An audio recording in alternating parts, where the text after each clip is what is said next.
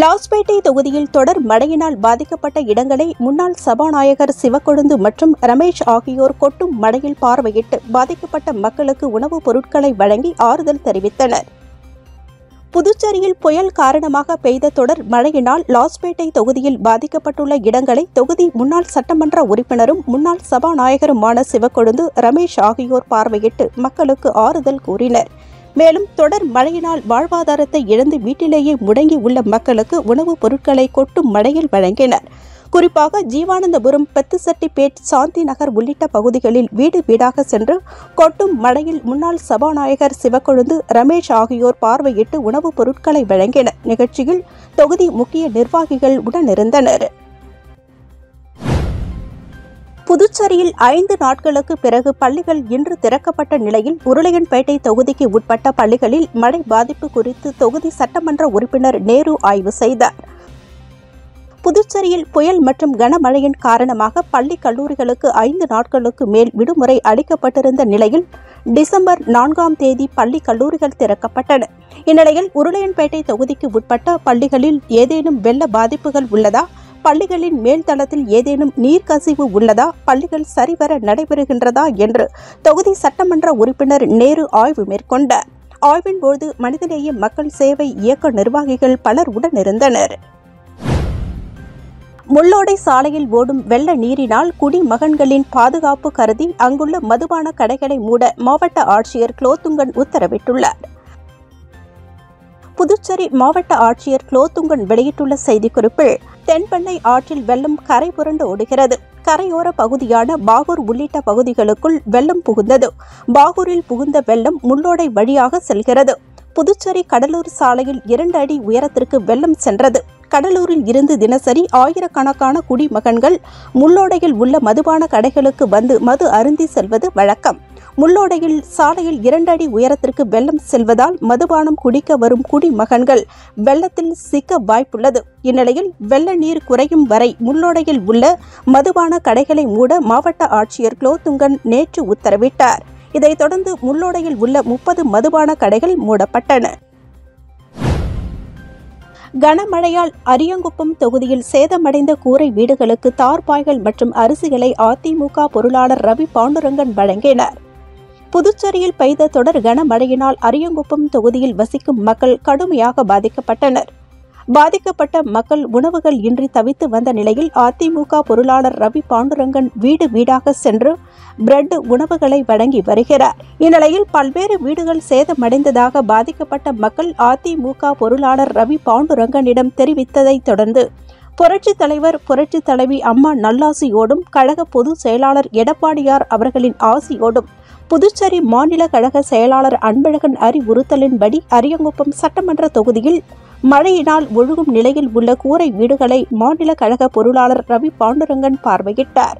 பின்னர் பாதிக்கப்பட்ட மக்களுக்கு கூரை மேல் போடுவதற்கு உண்டான தார்பாய் மற்றும் உபகரணங்கள் மற்றும் அரிசியினை வழங்கினார்.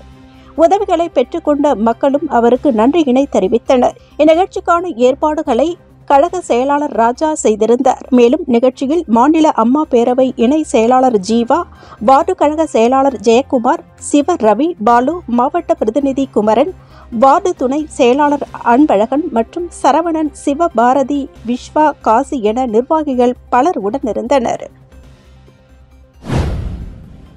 இலங்கை கடற்படையால் சிறைப்பிடிக்கப்பட்டுள்ள 18 மீனவர்களை விடுவிக்க நடவடிக்கை மேற்கொள்ளுமாறு வெளியுறவுத்துறை அமைச்சருக்கு முதலமைச்சர் ரங்கசாமி கோரிக்கை விடுத்துள்ளார். தமிழகம் மற்றும் புதுச்சேரியைச் சேர்ந்த மீனவர்கள் கடலில் மீன்பிடிக்கும் போது இலங்கை கடற்படை சிறைப்பிடிக்கும் சம்பவங்கள் தொடர்ந்து அரங்கேறி வருகின்றன. புதுச்சேரி மாநிலம் காரைக்காலைச் சேர்ந்த 15 பேர், தமிழக பகுதியைச் சேர்ந்த 3 பேர் என மொத்தம் 18 மீனவர்கள் இலங்கை கடற்படையினரால் கடந்த சில தினங்களுக்கு முன்பு சிறைப்பிடிக்கப்பட்டனர். இதன் காரணமாக இரு மாநில மீனவர்கள் மத்தியிலும் பதட்டம் நிலவி வருகிறது. இந்நிலையில் சிறைப்பிடிக்கப்பட்ட மீனவர்களை இலங்கை அரசு விடுவிக்க உரிய நடவடிக்கை மேற்கொள்ளும்படி இந்திய வெளியுறவுத்துறை அமைச்சர் சுப்பிரமணியன் ஜெய்சங்கருக்கு முதலமைச்சர் ரங்கசாமி கடிதம் அனுப்பியுள்ளார். திருபுவனை தொகுதி ஓம் சக்தி நகர் பகுதியில் மழையால் பாதிக்கப்பட்ட குடும்பங்களுக்கு தண்ணீர், பால், பிரெட், உணவுப் பொருட்கள் மற்றும் மருத்துவ உபகரணங்களை சட்டமன்ற உறுப்பினர் அங்காளன் வழங்கினார்.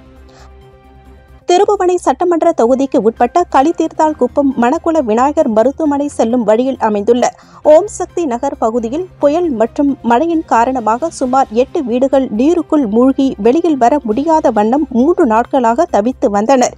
இதனை அடுத்து தகவல் அறிந்த சட்டமன்ற உறுப்பினர் அங்காளன் போர்க்கால அடிப்படையில் தீயணைப்பு துறையினர் உதவியுடன் பாதிக்கப்பட்ட நபர்களுக்கு தண்ணீர், பால் பாக்கெட், பிரெட் பாக்கெட், உணவுப் பொருட்கள் மற்றும் மருத்துவ உபகரணங்களை வழங்கி தண்ணீரை உடனடியாக அப்புறப்படுத்துவதற்காக நடவடிக்கைகளை எடுப்பதாக கூறினார். இந்நிகழ்ச்சியின் போது மண்ணாடிப்பட்டு கொம்யூன் பஞ்சாயத்து ஆணையர் எழில் ராஜன், உதவி பொறியாளர் மல்லிகா அர்ஜுனன், இளநிலை பொறியாளர் பாஸ்கர் மற்றும் சட்டமன்ற உறுப்பினரின் ஆதரவாளர்கள் பலர் கலந்து கொண்டனர்.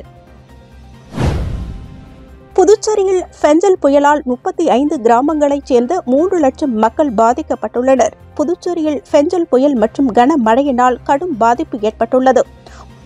புயலால் 35 வருவாய் கிராமங்களைச் சேர்ந்த 3 லட்சம் மக்கள் பாதிக்கப்பட்டுள்ளனர். 90 தேசிய பேரிடர் மீட்பு படையினர், 140 ராணுவ வீரர்கள், 4000 அரசு ஊழியர்கள் 4வது நாளாக மீட்பு பணிகளில் ஈடுபட்டுள்ளனர்.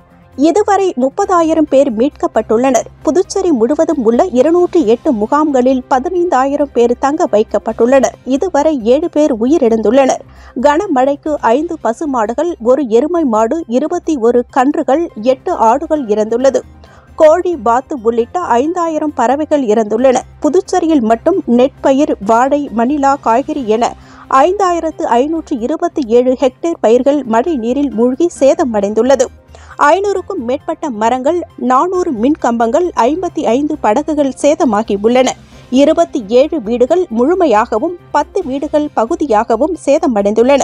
200 குடிசை வீடுகள் இடிந்து விழுந்துள்ளது. இது தவிர 12 பள்ளி கட்டிடங்கள், 4 கல்லூரி கட்டிடங்கள், 9 ஆரம்ப சுகாதார நிலையங்கள், 4 மாட்டு கொட்டகைகளும் சேதமடைந்துள்ளன. இதுவரை மழையினால் பாதிக்கப்பட்ட மக்களுக்கு மாவட்ட நிர்வாகம் மூலம் 3 லட்சம் உணவு பொட்டலங்கள் வழங்கப்பட்டுள்ளது. இது தவிர அரசியல் கட்சி பிரமுகர்கள், தொண்டு நிறுவனங்கள் மூலம் 50,000 உணவு பொட்டலங்கள் வழங்கப்பட்டுள்ளது. இவை புதுச்சேரி மாவட்ட வருவாய் மற்றும் பேரிடர் துறையின் முதல் கட்ட சேத மதிப்பீட்டில் தெரிய வந்ததாக அதிகாரிகள் தெரிவித்துள்ளனர். அம்பேத்கர் அரசு சட்டக்கல்லூரியில் காலியாக உள்ள முதுகலை சட்ட படிப்பு இடங்களுக்கான மாப் ஆஃப் கவுன்சிலிங் வரும் 6ஆம் தேதி நடைபெறவுள்ளது. அம்பேத்கர் அரசு சட்ட கல்லூரியில் முதுகலை சட்ட படிப்பு மற்றும் முதுகலை பிரெஞ்சு சட்ட பட்டய படிப்புகளுக்கான 2024-25ஆம் ஆண்டு மாணவர் சேர்க்கைக்காக கலந்தாய்வு கடந்த 16ஆம் தேதி நடைபெற்றது. இதில் முதுகலை சட்ட படிப்பில் 4 இடங்களும், முதுகலை பிரெஞ்சு சட்ட பட்டய படிப்பில் 5 இடங்களும் காலியாக உள்ளது. இந்த இடங்களை நிரப்புவதற்காக மாப் ஆஃப் கவுன்சிலிங் வரும் 6ஆம் தேதி அம்பேத்கர் அரசு சட்ட கல்லூரி வளாகத்தில் நடைபெறவுள்ளது. எனவே முதுகலை சட்டப்படிப்பில் ஆர்வமுள்ள மாணவர்கள் வரும் 6ஆம் தேதி காலை 11 மணிக்கு, முதுகலை பிரெஞ்சு சட்ட பட்டய படிப்பில் ஆர்வமுள்ள மாணவர்கள் மதியம் 2:30 மணிக்கும் தேவையான அனைத்து அசல் சான்றிதழ்களுடன் கலந்து கொள்ளலாம் என்றும், இதில் விண்ணப்பிக்காத தகுதியான விண்ணப்பதாரர்களும் பங்கேற்கலாம் என குறிப்பிடப்பட்டுள்ளது. வெள்ளத்தால் மூழ்கியுள்ள கிராம பகுதிகளை பார்வையிட்டு அப்பகுதி மக்களுக்கு ஆறுதல் கூறிய அதிமுக மாநில செயலாளர் அன்பழகன், அரசு அறிவித்த நிவாரணத் தொகையினை உயர்த்தி வழங்க வேண்டும் என வலியுறுத்தியுள்ளார். புதுச்சேரியில் தென்பெண்ணை ஆறு, சங்கராபரணி ஆறு, மலட்டாறு ஆகியவற்றில் ஏற்பட்ட வெள்ளப்பெருக்கினால் நெட்டப்பாக்கம், பாகூர், ஏம்பலம், பண்டசோழநல்லூர், வடுவக்குப்பம், மணவேடு, கரையாம்புத்தூர் உள்ளிட்ட 20க்கும் மேற்பட்ட கிராமங்கள் நீரில் மூழ்கி உள்ளன. இதனால் போக்குவரத்து முழுவதும் துண்டிக்கப்பட்டுள்ள நிலையில் மக்கள் வீட்டை விட்டு வெளியே வர முடியாத சூழல் உருவாகி உள்ளது. இந்நிலையில் பாதிக்கப்பட்ட மக்களை அதிமுக மாநில செயலாளர் அன்பழகன் பார்வையிட்டு அப்பகுதி மக்களுக்கு ஆறுதல் கூறினார். தொடர்ந்து செய்தியாளர்களிடம் பேசிய அன்பழகன், அரசு நிவாரணம் அறிவித்த நிலையில் இந்த நிவாரணம் போதாது என்றும், எனவே அரசு அறிவித்துள்ள நிவாரணத் தொகையினை உயர்த்தி அறிவிக்க வேண்டும். கடுமையான சேதமடைந்த வீடுகளுக்கு 35,000 ரூபாய் நிவாரணமாக அறிவிக்க வேண்டும் எனவும் அவர் கோரிக்கை வைத்தார். மேலும் அனைவருக்கும் சமமான நிவாரணம் அளித்துள்ளது எந்த விதத்தில் நியாயம் என்று அரசிற்கு கேள்வி எழுப்பிய அவர், உண்மையாகவே பாதிக்கப்பட்டவர்களுக்கு நிவாரணத்தை உயர்த்தி அறிவிக்க வேண்டும் எனவும் கோரிக்கை விடுத்துள்ளார். புதுச்சேரியில் முக்கிய நீர் ஆதாரமான உசுடு ஏரி நிரம்பிய நிலையில் பூஜை செய்து மதகை திறந்து வைத்த அமைச்சர் சாய்ஜி சரவணகுமார் புயலில் பணியாற்றிய அரசு அதிகாரிகளுக்கு வாழ்த்து தெரிவித்தார். புதுச்சேரியில் ஃபெஞ்சல் புயலால் பெய்த அதி கனமழையின் காரணமாக வெள்ளம் ஏற்பட்டது.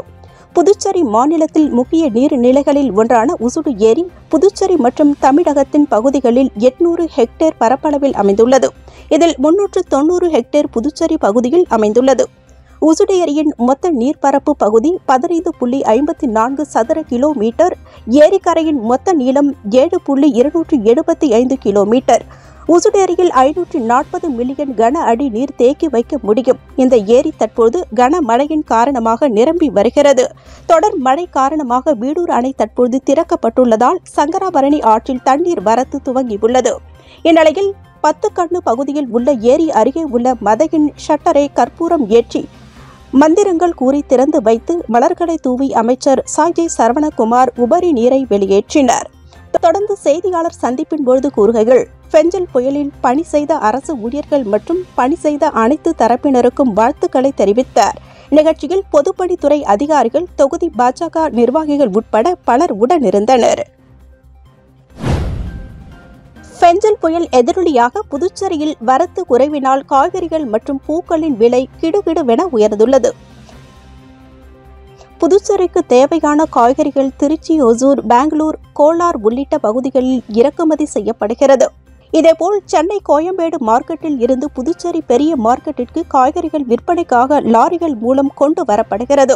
ஃபெஞ்சல் புயலினை ஒட்டி தமிழகத்தில் கடந்த சில நாட்களாக கனமழை வெளுத்து வாங்கி வருகிறது. இதனால் பல பகுதிகளில் போக்குவரத்து துண்டிக்கப்பட்டுள்ளது. மேலும் தொடர் கனமழையினால் காய்கறி உற்பத்தியும் பாதிக்கப்பட்டுள்ளது. இதன் காரணமாக புதுச்சேரிக்கான காய்கறி வரத்து வெகுவாக குறைந்துள்ளது. அவற்றின் விலை இதனால் கிடுகிடுவென உயர்ந்துள்ளது. புதுச்சேரி பெரிய மார்க்கெட்டில் நேற்று கிலோ தக்காளி ரூபாய் 40 முதல் 45 வரை விற்பனை செய்யப்பட்ட நிலையில் இன்று 1 கிலோ தக்காளி 55 முதல் 60 வரை விற்பனை செய்யப்பட்டது. இதேபோல் கேரட் ரூபாய் 70 இருந்து 90ஆகவும், ஊட்டி கேரட் 70 இருந்து 100ஆகவும், முள்ளங்கி ரூபாய் 35 இருந்து 60ஆகவும், பீட்ரூட் 45 இருந்து 70ஆகவும், சுரைக்காய் ரூபாய் 25 இருந்து 50ஆகவும் என பெரும்பாலான காய்கறிகள் ரூபாய் 5 முதல் 20 வரை விலை உயர்ந்துள்ளது. காய்கறிகள் விலை கிடுகிடுவென உயர்ந்துள்ளதால் இல்லத்தரசிகள் வேதனை அடைந்துள்ளனர். இதுபோல் பூக்களின் விலையும் உயர்ந்துள்ளது. புதுச்சேரி பெரிய மார்க்கெட்டிற்கு திருவண்ணாமலை, திண்டுக்கல், கடலூர், ஒசூர், பெங்களூர் உள்ளிட்ட பகுதிகளில் இருந்து பூக்கள் விற்பனைக்கு வருகிறது. கனமழையின் காரணமாக பூக்களின் வரத்து குறைந்து அவற்றின் விலையும் உயர்ந்துள்ளது.